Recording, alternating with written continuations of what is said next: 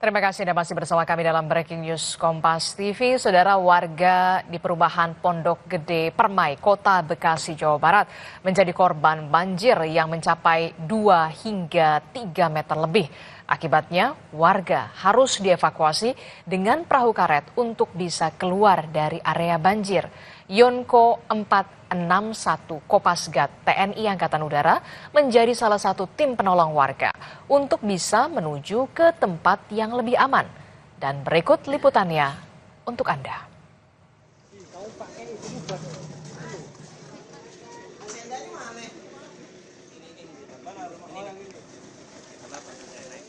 Aryani, warga perumahan Pondok Gede Permai Bekasi ini memilih untuk dievakuasi keluar rumah akibat banjir masih melanda.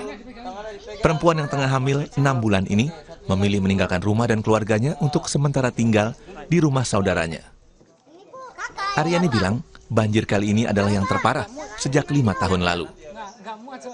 Tim penolong dari Komando Pasukan Gerak Cepat TNI Angkatan Udara atau Kopasgat TNI AU dari Batalion Komando 461 membawa Aryani ke tempat yang lebih aman.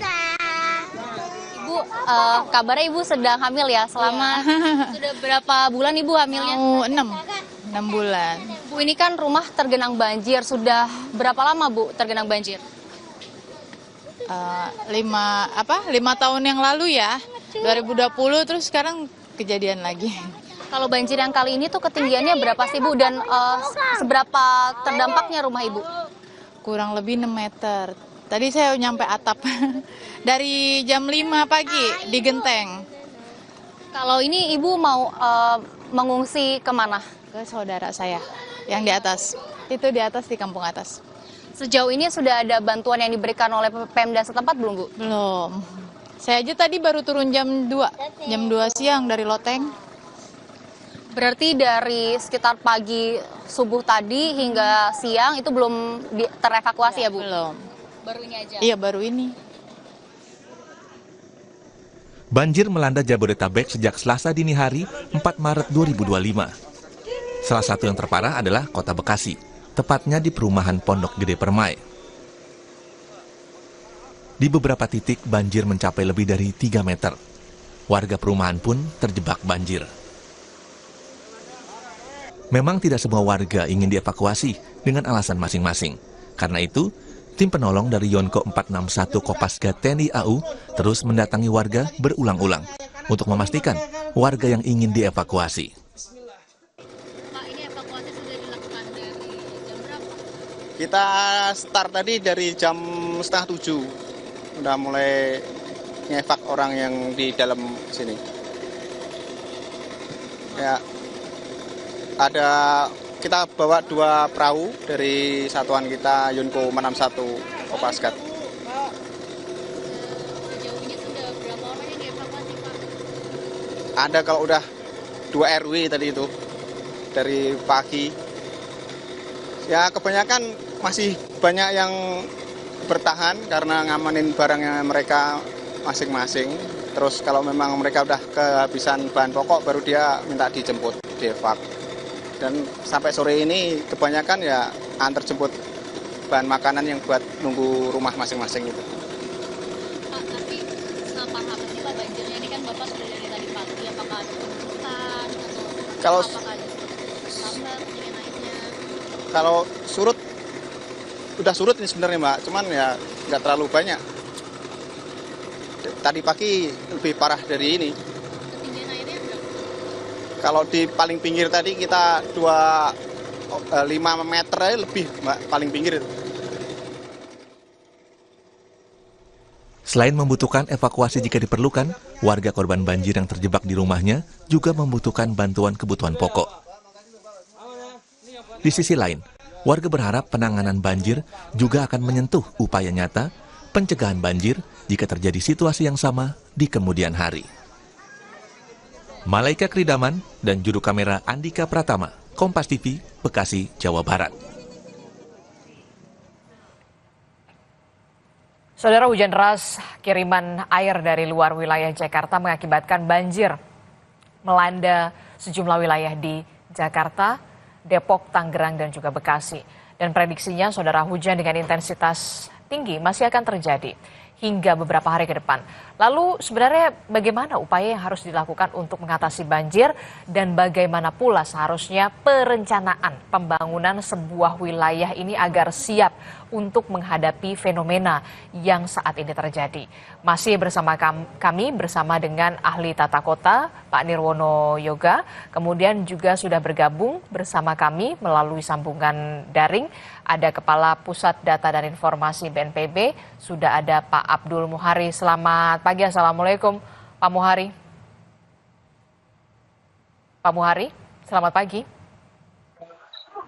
Selamat pagi, apa suara saya bisa terdengar? Oke, jelas Pak Muhari. Pak Muhari, ini kan kalau kita lihat ya, wilayah Jakarta dan juga Bekasi adalah wilayah yang kemudian masih disorot publik karena memang tergenang banjir. Menurut data yang didapatkan dari BNPB, di wilayah Jakarta, berapa warga yang terdampak banjir, Bapak, dan juga di wilayah Bekasi juga seperti apa datanya? Ya, untuk di wilayah Jakarta itu data yang kami terima per tadi malam itu ada 1.300 warga yang terdampak. Kemudian di Kota Bekasi ini cukup signifikan, ada sekitar 1.800 warga terdampak.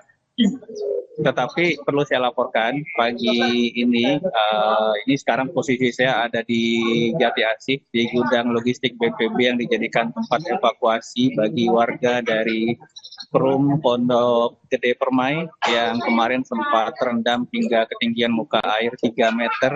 Ini sudah surut. Ini perlu juga kita apresiasi bahwa operasi modifikasi cuaca yang kita lakukan sejak kemarin siang, sore hingga malam, 3 sorti ya, hingga jam 12 malam. Tadi malam itu bisa cukup signifikan mengurangi debit dan intensitas hujan di hulu, sehingga secara otomatis debit yang turun ke hilir juga berkurang. Nah, karena ini banjir kiriman, kalau misalkan debit dari hulu itu berkurang, secara otomatis genangan di hilir itu juga bisa secara signifikan menurun. Ini yang terjadi pagi ini. Kita memantau langsung di Pondok Gede Permai yang kemarin tadi diberitakan sempat 3,5 meter, saat ini sudah surut, Mbak Adisti. Oke, jadi dari wilayah Jakarta ini ada 1.300-an warga yang terdampak banjir. Kemudian kalau di Bekasi ini angkanya lebih tinggi justru ya, ada lebih dari 1.800 warga yang terdampak banjir di Bekasi, Jawa Barat. Nah, untuk penanggulangan atau penanganan banjir, korban terdampak banjir untuk di Jakarta seperti apa? Apakah ada posko pengungsian yang kemudian difokuskan, lokasinya di mana? Untuk di Bekasi sendiri juga seperti apa, Pak Muhari? Pendistribusian bantuan seperti apa? Iya, untuk penanganan banjir yang kita lakukan setelah kita rapat koordinasi penanggulangan banjir Jabodetabek kemarin pagi, itu ada 2 hal. Karena ini masuk fase kedaruratan, tentu saja fokus kita ada hulu dan hilir. Di hilir itu adalah penanganan masyarakat terdampak. Pertama, kemarin kita memfokuskan untuk evakuasi warga yang masih berada di dalam daerah genangan banjir, khususnya yang berada di dalam kawasan di atas tinggi muka air 2 meter. Ini yang perlu kita evakuasi secepatnya, karena masuk mulai siang hari, sore hari mereka harus buka puasa dan listrik masih padam, sehingga tidak memungkinkan buat mereka untuk tinggal sepanjang malam di rumah masing-masing. Ini kita evakuasi, alhamdulillah hampir 95% warga yang berada di kawasan terdampak banjir kemarin berhasil kita evakuasi semua. Sisanya memang warga yang memilih untuk tetap bertahan di rumah masing-masing dalam konteks menjaga barang-barang dan seterusnya. Nah, kemudian fokus kedua, setelah masyarakat ini kita evakuasi, tentu saja di tempat evakuasi harus kita cukupkan kebutuhan logistik permakanan dan non-permakanannya, karena akan menginap di tempat pengungsian tentu saja matras, selimut, velvet, hygiene kit, ganti pakaian dan seterusnya itu kita lengkapi. Di gudang logistik BNPB itu sudah tersedia, dan itu saja yang paling penting kebutuhan mereka untuk buka puasa dan sahur. Ini juga sudah tersedia. Jadi pendistribusian bantuan baik itu berupa makanan dan juga kebutuhan lainnya masih terus didistribusikan. Kita akan dengarkan dulu keterangan dari Kepala Basarnas berikut ini. Kita akan simak bersama. Dan apa yang diinginkan masyarakat ingin selamat itu juga menjadi tugas kami untuk ingin segera menyelamatkan. Jadi itu yang kita lakukan. Sekali lagi terima kasih atas dukungan kerja kerasnya dari seluruh potensi SAR. Kami mendapatkan laporan lebih dari 700 potensi SAR yang tergabung, khususnya dari TNI, dari Polri, kemudian dari sampai ke relawan-relawan yang bergabung secara kesadaran mendukung apa yang dilaksanakan oleh BNPB. Kemudian untuk tugas berikutnya dari SAR sendiri atau Badan SAR sendiri, kita ingin tetap bergabung mendukung kegiatan lanjutan yang dilaksanakan oleh BNPB dalam rangka mungkin kegiatan pemulihan ataupun pembersihan. Jadi kita sifatnya mendukung. Mungkin itu yang ingin saya sampaikan. Saya ingin mengajak kepada masyarakat, ini semuanya adalah bagian dari ujian yang memang harus kita jalani. Sehingga tetap jaga semangat, kemudian untuk tetap menghadapi kehidupan ke depan lebih baik lagi. Mungkin itu yang bisa saya sampaikan. Saya akhiri. Wassalamualaikum warahmatullahi wabarakatuh. Baik, Bapak Ibu sekalian sudah mendengar ya apa-apa yang disampaikan tadi otek-otek Pak Wali, Pak Komandan Basarnas. Nah sekarang giliran Bapak Ibu sekalian, barangkali mumpung ketemu kita ada yang perlu disampaikan. Insya Allah kita akan jawab. Kalaupun nggak bisa terjawab nanti pasti disampaikan kepada yang punya wewenang dan tanggung jawab menjawab. Silakan, waktu dan tempat dipersilakan. Kalau ada yang bertanya, silakan Bu.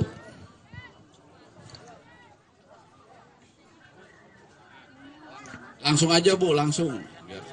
Assalamualaikum Pak, perkenalkan nama saya Ibu Sri Rahayu, RT 3 RW 8. Mohon maaf Pak sebelumnya, saya mau menanyakan kapan kiranya.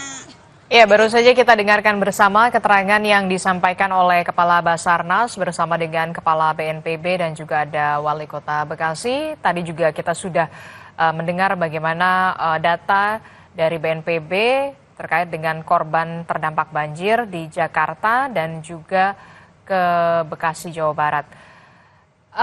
Saya ke Pak Nirwono. Pak Nirwono, ini kan kalau kita lihat ya, tidak hanya di Jakarta, begitu ya, di Bekasi juga bahkan angka korban terdampak banjirnya lebih besar, itu lebih tinggi begitu ya. Bisa dikatakan kemarin Bekasi nyaris lumpuh di wilayah tidak hanya di permukimannya, tapi juga pusat perbelanjaannya juga bahkan sampai kebanjiran begitu ya. Nah ini kan seharusnya jadi momentum. Kepala daerahnya baru loh. Nah ini masalah sudah di depan mata. Apa sebenarnya yang harus segera dibenahi? Jangan sampai kemudian oke lah ini penanggulangan dan juga korban-korban banjir dalam beberapa hari terakhir. Nah setelah ini apa nextnya yang harus dilakukan oleh pemimpin kepala daerah yang baru ini? Betul. Jadi gini, tentu kita apresiasi yang dilakukan oleh pemerintah dalam penanggulangan bencana ya, sikap dan sangat bagus lah intinya. Terus kita lihat juga tadi upaya modifikasi ya yang dilakukan oleh pemerintah juga. Tapi yang perlu saya garis bawahi sedikit adalah bahwa modifikasi yang sudah dilakukan ini harus dipahami bersama bahwa ini tidak menyelesaikan akar persoalan banjir. Di sinilah PR dari kepala daerah yang Mbak Adisti bilang tadi. Kepala daerah kan baru dilantik semua ya, ada gubernur, ada wali kota, ada bupati se-Jabodetabek nih kalau kita bicara banjirnya ya.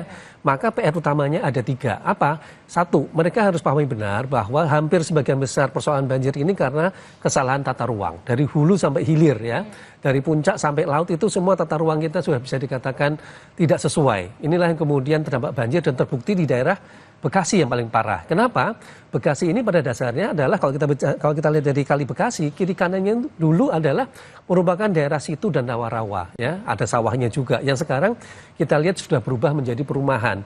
Intinya daerah tersebut adalah daerah tempat parkir air. Nah, sekarang berani nggak kepala daerah tadi, ya semuanya ini tentunya ya, untuk melakukan pembenahan tata ruang dulu ya. Pahami dulu bahwa ini penyebab utamanya tata ruang. Baik itu yang di berupa kawasan maupun di tepi bantaran kali terutama. Nah, PR yang kedua nih ya, berani melakukan aksi untuk menuntaskan masalah. Karena apapun kebijakan yang diambil pasti tidak populis ya. Karena kita berurusan dengan masyarakat untuk direlokasi misalnya.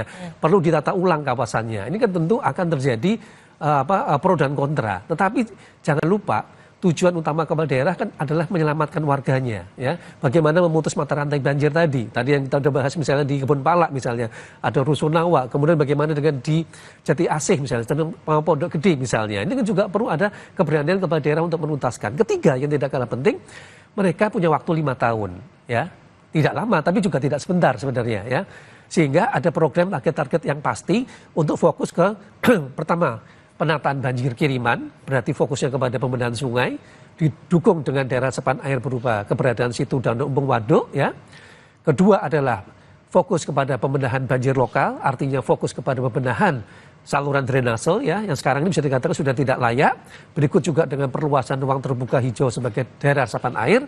Dan yang ketiga, terutama untuk daerah pesisir seperti Jakarta, Tangerang, dan Bekasi bagian utara ya, suka tidak suka harus mengantisipasi terjadinya banjirop. Oke, jadi ada tanda tanya besar berarti ya. Ini kan Bekasi wilayahnya rawa dan juga situ ya. Berarti ada alih fungsi. Betul sekali. Ya tadi saya katakan perubahan fungsi dari tata ruang. Nah sekarang berani nggak kepala daerah untuk menata kembali tata ruangnya? Tentu disesuaikan dengan kondisi, diambil win-win solutionnya. Nah kira-kira seperti itu. Itu sebenarnya kita dorong bagaimana menata ulang kawasan kota Bekasi maupun Kabupaten Bekasi, terutama di titik-titik yang terdampak banjir. Kalau kita lihat kemarin ya Jati Asih misalnya atau Pondok Gede tadi ya, tipikalnya sama gitu. Daerahnya merupakan daerah rata yang sebenarnya tadinya adalah merupakan daerah rawa ataupun situ, tidak jauh dari kali. Dalam hal ini Kali Bekasi. Maka bisa dipastikan kalau tidak ada perubahan signifikan dalam hal menata tata ruangnya, diperkirakan tahun depan juga pasti akan terdampak banjir seperti sekarang. Bahkan bisa lebih parah, tergantung dari debit intensitas hujannya. Nah ini menurut saya yang harusnya menjadi perhatian dari kepala daerah. Harusnya waktu 1 tahun ke depan ini adalah membereskan kawasan-kawasan di titik banjir yang sekarang terjadi. Itu PR utamanya. PR utamanya harus dulu memahami betul. Bekasi ini sebenarnya peruntukannya untuk apa? Untuk apa, betul. Begitu ya. Dan kondisi sudah penuh bangunan, kita harus berbuat apa? Kan begitu jadi PR-nya. Ya, misal kota bicara peremajaan kawasan gitu ya. Maka yang bisa dilakukan adalah pertama misalnya daerah yang paling parah, paling rendah misalnya ya. Kita jadikan daerah tempat resapan air berupa situ dan waduk baru misalnya, waduk baru gitu. Warga dibikinkan rumah susun tadi, yang tidak jauh dari lokasi tadi yang dibebaskan oleh pemerintah. Artinya warga tidak jauh, tapi lokasi yang paling parah, titik terendah itu kan biasanya perubahan fungsinya. Paling tidak dia bisa menampung luapan air dari Kali Bekasi. Nanti identifikasi titik-titik tadi itu yang harus dilakukan kalau kita ingin memutus mata rantai bencana banjir di Bekasi. Oke, jadi harus diidentifikasi dulu daerahnya, begitu nanti akan seperti mau dibuat seperti apa. Jangan sampai kemudian peristiwa ini dari 2020, 2025 nanti berarti 2030 jangan sampai kita masih ada peristiwa semacam ini. Itulah yang kemudian harus benar-benar dicermati betul begitu. Apa solusi jangka panjangnya? Betul sekali, Mbak Desti. Tidak hanya soal tambal sulam saja. Betul sekali.